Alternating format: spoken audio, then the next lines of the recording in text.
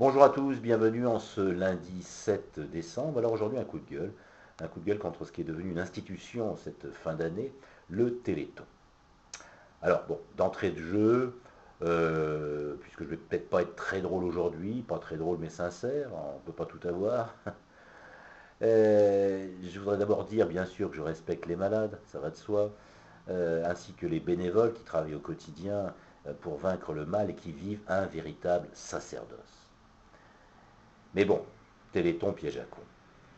Tous les ans, je suis très agacé, pour rester poli, par cette démission de l'État dont personne n'ose rien dire.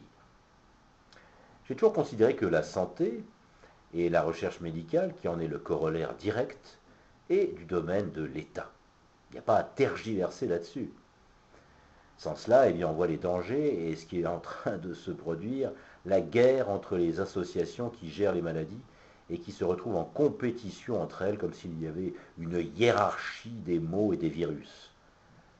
CQFD, Pierre Berger.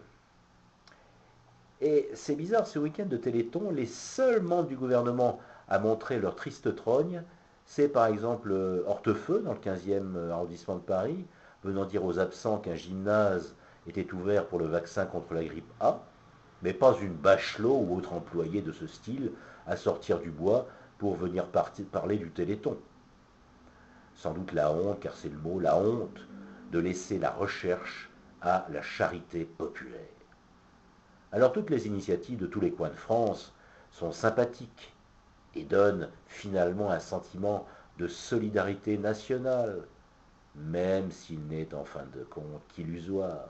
Mais par contre, ce qui est également insupportable, c'est la charité business avec la cohorte de chanteurs larmoyants, compréhensifs, ouverts, terriblement humains dans le tiroir caisse.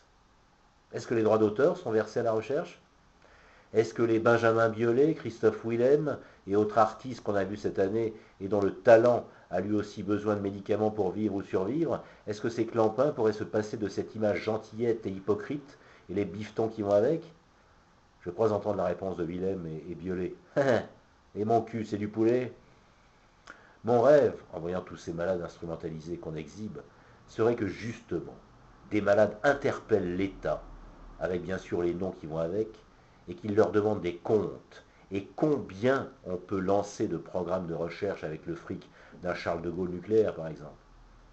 Mais sortir du ronron qui endort la population tous les ans, en toute impunité, et qu'on ne vienne pas me parler des déductions fiscales suite aux dons, qui seraient une réelle prise en charge de la question par les pouvoirs publics.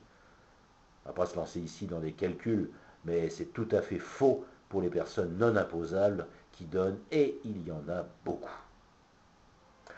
Alors, si tout cela n'était pas à gerber, je dirais à la télé de service public qui vient à la rescousse de la santé publique avec le brillant et le brio que l'on sait, et encore bravo.